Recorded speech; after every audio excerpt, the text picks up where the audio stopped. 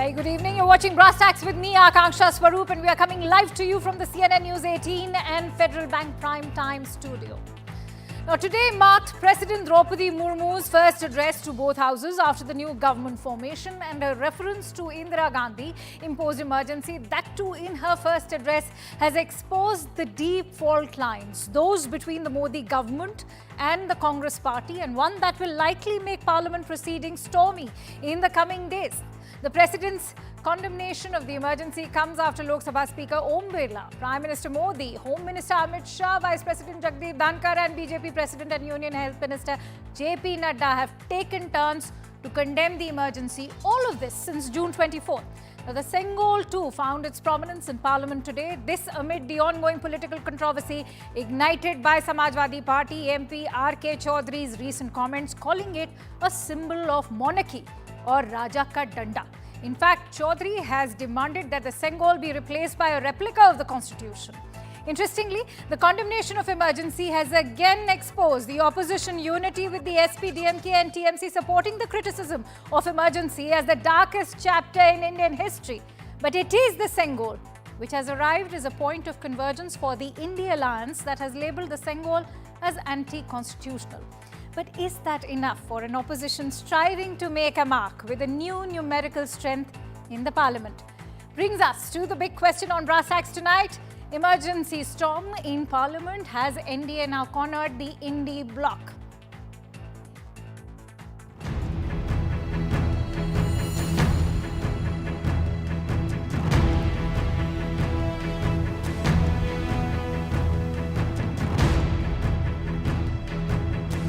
जून 1975 को लागू हुआ आपातकाल संविधान पर सीधे हमले का सबसे बड़ा और काला अध्याय था.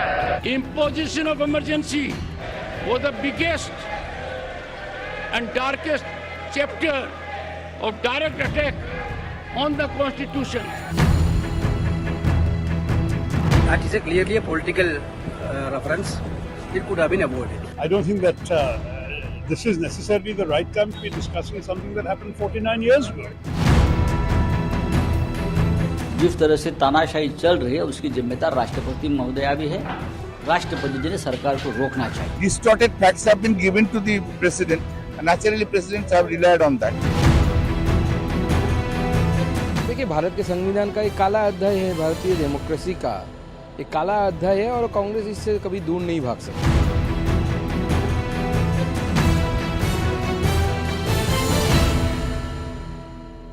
That note, let me now introduce our esteemed panelists tonight. I'm joined in by Mr. Tom Vadakkan, who's the spokesperson of the Bharatiya Janata Party, Mr. Anshul Avijit, who's the national spokesperson of the Congress Party, Mr. Pradeep Bhati, who's the spokesperson of the Samajwadi Party, and Mr. Raj Gopalan, who's a renowned senior journalist. Many thanks to you, gentlemen, for joining in.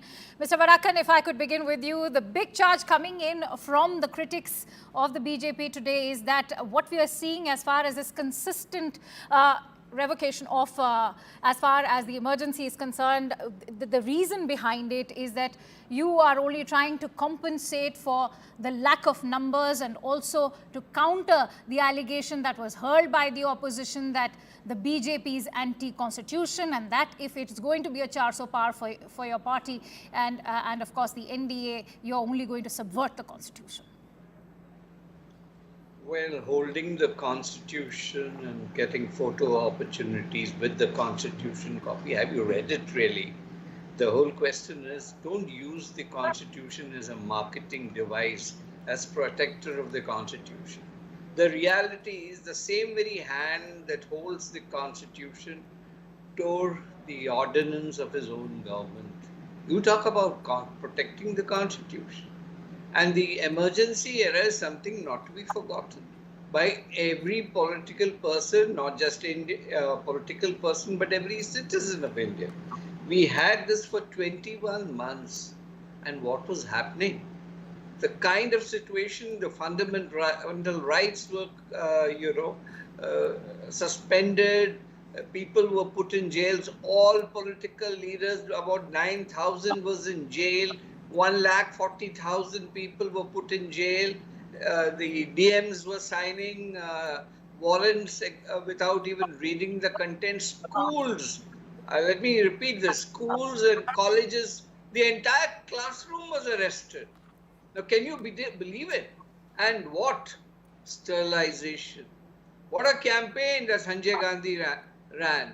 He was nothing to do with the government. He was an extra constitutional authority. Sterilization of whom? Muslims. Majority of them. Turkman Gate incidents are recorded history. And what happened? They are the same people that asked for the Muslim votes. Now, this is a darkest chapter. Journalists were arrested. Newspapers carried blank front pages. The Indian Express power break cover, they were disconnected. And the kind of situation this country saw should be shown to the public. Why are they so worried? If they are the so-called protectors of the Constitution. All right. Has the Prime Minister ever used 356? How many amendments have he made? Compare it with the Congress amendments. And what kind of amendment? The preamble was not even spared. Right. Mr. Badakan, thank you for reiterating all those points that have been made in President Murmu's speech today, in Speaker Om Birla's speech yesterday. We've also heard the Prime Minister, in fact, invoke the emergency. Anshul, that's why I'd like to bring you in. You know, one thing that the invocation of emergency has done successfully and very skillfully is that it has, in fact, exposed the fault lines within the India alliance. Because remember, it was a very heartwarming gesture coming in from the DMK, the Samajwadi Party and the TMC when they openly criticized by their own gestures as far as emergency was concerned. No, Akanksha, there's no problem about debates and discussions on the emergency. It's in the annals of history. It's all well recorded. In fact, there should be more. I mean, I know a thing or two about history. I think that the discourse, the academic discourse on the emergency is pretty scant. The theoretical work done on the emergency is pretty scant. Bring it on. It's perfectly fine. That is not the problem. But that is my question, Anshul. Why limit it to just a discussion? I'm going to make a small interjection. Please allow me that. Let me just complete my The reason why we are discussing it is because there was not the kind of condemnation which was expected from a Congress party that came. There was a protest, in fact, lodged. Why was Congress protesting against the darkest chapters in the annals of Indian history then? I'll tell you exactly why.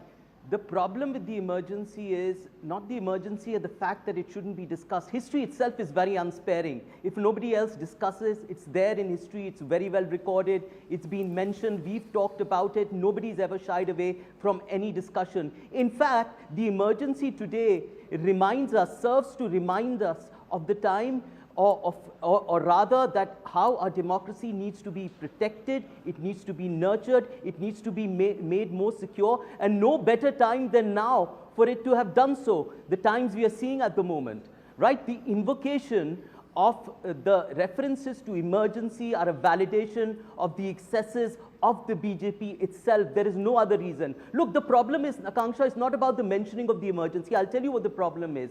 Who said it, where they said it, what motivated them, and the reasons why it was said. That is the problem. The problem is that it was deeply unfortunate, and I have the highest respect for the chair of the speaker. I'll continue to have it. But the political manner in which this government has used positions to amplify and target the position, that is the problem, the manner it was said. In fact, the entire session of the inaugural Lok Sabha, the BJP has queered the pitch. They've used it as a place to highlight the emergency and not reach out for the opposition to discuss matters which are relevant today in society.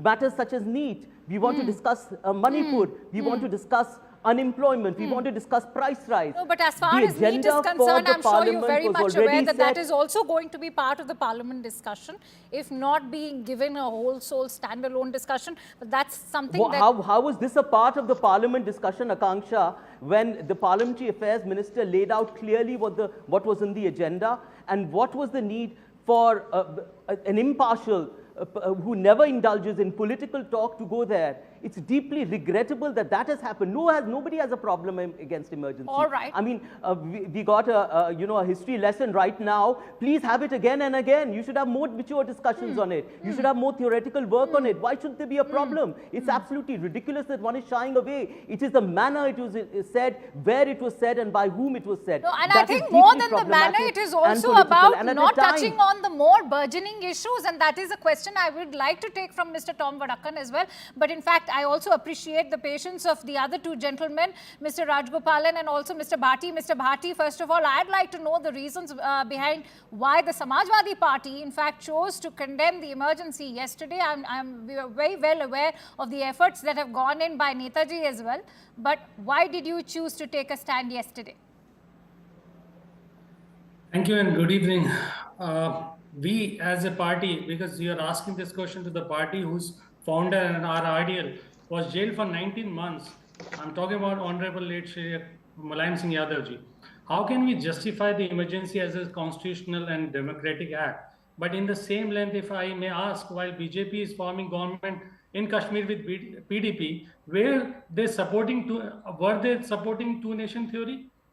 So as a wise man say, do not dwell in past. The past is behind. Learn from it. And future is ahead. Prepare for it.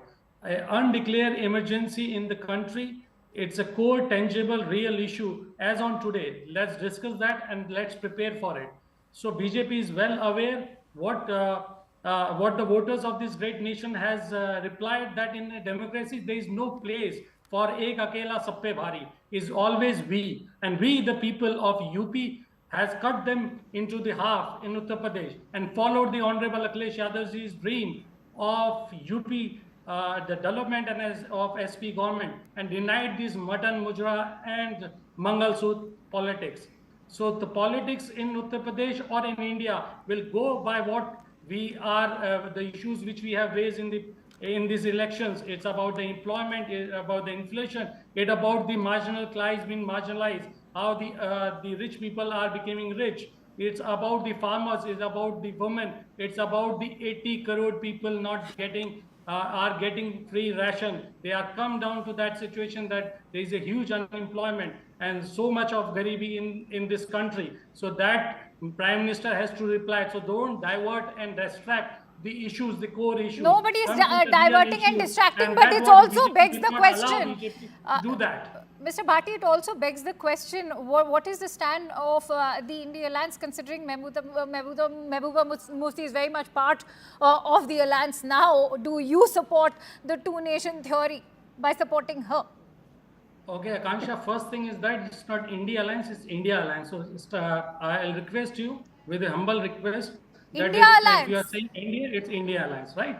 How is it India Alliance? If you go by the full form of it really doesn't make sense. But let's, touch upon the meaty aspect of the discussion. Because it's what my name is, your name is Akansha. I will not misname it. So then you'd rather call it India Bloc. Come to the point. Let's come to the point. The point you have raised about, you haven't heard my second line. I said don't dwell in the past. So when we are talking about the past, we are talking about the emergency in 1975. So at that time, you are saying we were not in the government or we were not supporting the Congress party. As on today, if we go by this logic, I am talking about the logic that we are putting in, that time we have opposed that. So in the same time, we were supporting this on that issue also. So with that logic, I have explained you that if you go by that logic, there is one Mr. Rajgopalan, thank you for waiting. No, I'm running short of time. Please respect the other gentleman also who's been very patiently awaiting his turn. I will come to you, Mr. Bhati. One last line. It's not the last time that you're being allowed to speak. There are going to be more points that you would be expected to make. Mr. Rajgopalan, of course, you heard a very valid point being made by Anshul over there when he's talking about how, there's also dilution of more burgeoning issues. He's also alluded to the issue of NEET. We've seen how that's also being now used as a major charge coming in from the opposition. The government has been placed on a back foot, needless to say. How do you see the opposition versus the NDA now moving forward in a very new looking house, which in fact was being touted as the beginning of a new reality, considering we have a leader of opposition after a decade, but it doesn't seem much is going to change. There won't be, you said it, Akansha, there won't be any change because Congress has tasted the 99 as if they got 100 out of 99 marks, 543 out of 99. Apart from that, Mr. Modi has shown the mirror to Congress. You brandished a constitution book and throughout the country you took that. Today Modi gave a reply. 3 days, Akansha, 3 developments. The speaker election, India alliance is divided. And moreover, Rahul Gandhi apologized to Mamata Banerjee for unilaterally declaring Suresh as the speaker of candidate of the India alliance. But it is a Congress alliance. Second thing, why no decision on the speaker? He should have consulted everyone. So the opposition is split. Second thing, on the point of emergency, Prime Minister turned the table against the opposition, saying that just now you heard Samajwadi Party spokesperson, Netaji was arrested. And moreover, my father was arrested. As a journalist, my father was taken into custody during emergency for writing one letter about Indira Gandhi. So therefore, emergency access, my family is a victim of it. And second thing, unnecessarily to camouflage it, the Samajwadi Party MP created a furor about the Sengol. Sengol in every district of Tamil Nadu, Akansha, I am telling you, the miniature piece of Sengol was selling more than 10 lakhs, 15 lakhs like that. I am going to show it to you this type of Sengol, which is being, is available everywhere. This Sengol is a Tamil pride. Why should Samajwadi Party go against Tamil pride? And moreover, India Alliance is against South Indians. And more though Mr. Rahul Gandhi might have been elected from Wayanad, but he also spoke about South-North divide. When Sengol was given the highest position, why should this India Alliance subject to that? Second thing, now the new parliament, my understanding is the relationship between the opposition and the government has gone for 6 years. There won't be any meeting point. And moreover, unless Mr. Rahul Gandhi adopts a conciliatory approach, he is not the leader of opposition in the sense for the Indian bloc. He is the leader of opposition from the Congress parties. Therefore, Mr. Akhilesh Yadav will have a different tone. Mr. T.R. Balu of DMK will have a different tone. And moreover, Mamata Banerjee will have a different tone. Why Madam Mamata Banerjee was to get angry and why the speaker election, the Congress did not have the courage to ask for the division. The BJP would have got 310, madam. I am telling you. All right. All right, Anshul, I'd like to bring you in on the issue of the Sengol because I'm told that the Samajwadi Party would like to keep themselves away from the entire discussion as far as the Sengol is concerned. You know, the same logic, in fact, could be applied to the opposition when it comes to the Sengol. The Prime Minister and the BJP have made it very clear that this is a symbol of India's civilization. It is also a symbol of India's cultural history, not to forget the fact that this is a symbol of dharma, of righteousness. Then why attack this, the symbol like Sengol, even if it has been installed in the parliament? I mean, if it is about invoking emergency, then, you know, the same logic can also be applied to, in fact, attacking the symbol of Sengol. No, nobody's attacking anything or nobody's hurting anyone's pride. Look, Akanksha, when it comes to historical memory and ritualism and what we should remember... No, but Mr. Chaudhary today made it amply clear that he wants the Sengol replaced by, you know, a constitution replica. Well, he's written a letter, to the Honourable Speaker, and he's an Honourable Member of Parliament. His concerns need to be addressed. I'm talking about the larger question of historical memory and what needs to be continued and what doesn't. When you know, that is the argument for emergency as well. We should not forget. I mean, everyone keeps saying that. Well, we should not forget what has been expunged from the NCERT textbooks as well.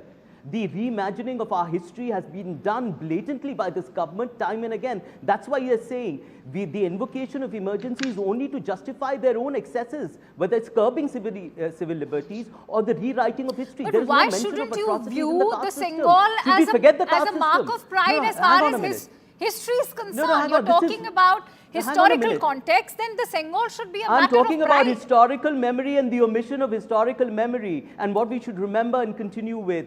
The BJP has done its utmost Maulana Azad's name has been omitted from the NCRT textbooks of class 11. I say this because he was the first education minister. God knows if he had been the education minister now, NEET would never have happened.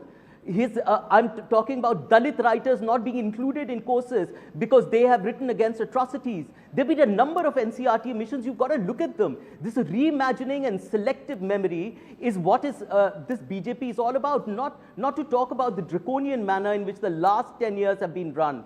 From the economic violence of demonetization to the mismanagement of COVID to the way 150 MPs were expelled to bills not going in select committees, to the way the voice of the opposition was scuttled, to curbing of civil liberties, to the invasion of privacy, to a 22-year-old environmental activist being thrown because of a toolkit. Can you imagine the way this government has behaved, and they have the moral right to speak about anything else? You know, I'm going to take that. I'm going to raise that with Tom Vadakkan in just a bit. But before that, I'm also going to ask you, how is it justified when AIADMK members are removed from the House, in fact, suspended for an entire session? Where does freedom of speech then go? Does it take a hike in the Tamil Nadu Assembly? No, nobody's justifying. This is the national. Nobody's justifying anything. You can't make one argument to justify another. We are making broader points about. This is supposed to be a broad point about the invocation and that is of why emergency. I'm saying that if we want a level playing field, and why we have to endorse the largesse we expect from the others, especially at the Treasury benches. It doesn't justify what has happened. You can't use examples to justify what has already happened. No, in I'm this not last 10 justifying. years. And that is why I'd like to bring in Mr. Vadakkan. Mr. Vadakkan, you heard everything that Anshul has said. In fact, you know, it's being already called undeclared emergency. Mr. Jairam Ramesh has said that what's been happening ever since 2014 up till 2024 and is expected to happen in Modi 3.0 also is unconstitutional. Akamsha, I've heard him with patience, Anshul. He talked about historical memory. So let me shake his memory and remind him that the former Union Minister Jagjeevan Ram, who was claimed, who was I knew you'd get a family into it because that is his personal attack. No, Mr. Vadakkan has done it before. No, you've done it before. You forget your own. Hang on a minute. You've forgotten your own time in the Congress party. Nobody needs to be reminded of my family history. We're making a larger personal point. Let him. No, hang on a minute. I want to hear him. No, hang on a minute. Mr. Vadakkan has time and again gone down to personal sort of examples of proving his non-existent point. He gave a memory lesson right now. I don't know what record you have of history or how much history you've read. He means any offense. Let him complete. I let you make a point. Why should he be allowed? No, hang on a minute. He's not being Why should he be allowed? No, I can do whatever I want. Mr. Vadakkan, please do not make any personal remarks. Do not get to the point, Mr. Vadakkan. Get to the point, Mr. Vadakkan, if you need to make it. Don't forget that you were a part of the same Congress party and for God knows what reasons you left it. No, why are you so worried? You've done it before. No, but let's not get personal over here. Gentlemen, let's not get personal. I'm warning you, you've done it before. Please don't do it again. Anshul, calm down. Mr. Vadakkan, if that is becoming a touchy issue, let's move beyond. No, it's bringing my family history into it a part of the debate.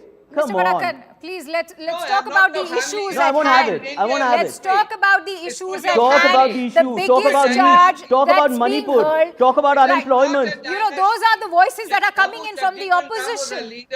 A Dalit leader who was made a bakri during the emergency. Just get on with it, man. Let's talk about all those issues that the opposition is talking about. Get on with it. Get to the debate. When Mr. Birla was appointed as a speaker, you had an appeal coming in from a Rahul Gandhi. He said that they want the opposition to be heard. So, Mr. Vadakkan, let's focus on the opposition issues. They've raised the issue of Manipur. They've raised the NEET examination issue. They've raised unemployment. Let's have it from the BJP. Mr. Vadakkan. Yeah, what is the question? I'm talking about, let's talk about issues at hand, the current issues, which is what is being labelled as undeclared emergency by the opposition, especially the Congress party. Give me one example of undeclared emergency. 356 hasn't been declared. People on bail, are they in jail? I mean, people who have been prosecuted are those judiciary has prosecuted. There is Rahul Gandhi, whose bail is pending, Sonia Gandhi, bail pending. If this was emergency, they would be in jail. And today they come and criticize. Democratic processes are on. What is undeclared emergency? I dare ask them. What are they talking about? Judiciary is taking their position. The institutions are working against corruption. You're disturbed because if you're corrupt, then you will get arrested. If you're not, nobody will go after you. And your fundamental rights are intact. The journalists are free to report. Political leaders are not in jail. That was emergency. And this is not. When you tag it with undeclared emergency, you're making a marketing statement trying to cover up your draconian emergency that you brought about for how many months? Almost all right. 14, 15 Mr. months. Rajgopalan wants to make a point. Sir, you said that your father was jailed during emergency. Please help generations of today understand the sharp contrast between the emergency back then and the undeclared emergency of today. The government has been more democratic. Otherwise, Mr. Anshul, who is Congress spokesman, cannot speak about this. My father was arrested because he wrote an article in Chanakyan, a Tamil daily weekly magazine which he was editing against the Congress government.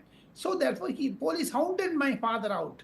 Third day, they released him without any FIR or anything. That was there. And moreover, my father was very close to Mr. Jagaprakash Narayan. When he came to Chennai, he stayed at G.C.K. Reddy and E.V. Iswaran's house. I was very young boy at that time. We cried before the police, but he was dragged. Apart from that, I would like to ask only simple question to the Congress spokesperson. Why did not Congress get the division when the Suresh was proposed as a speaker? And Congress made Suresh connect. Right. Scapegoat. That's a very valid question. Anshul, there's much chatter about it as well. The TMC raised it itself on Tuesday. They said that we were not consulted. This when they in fact placed the BJP in Bengal on the back foot. They deserved a say. In fact, all parties in the alliance deserve a say.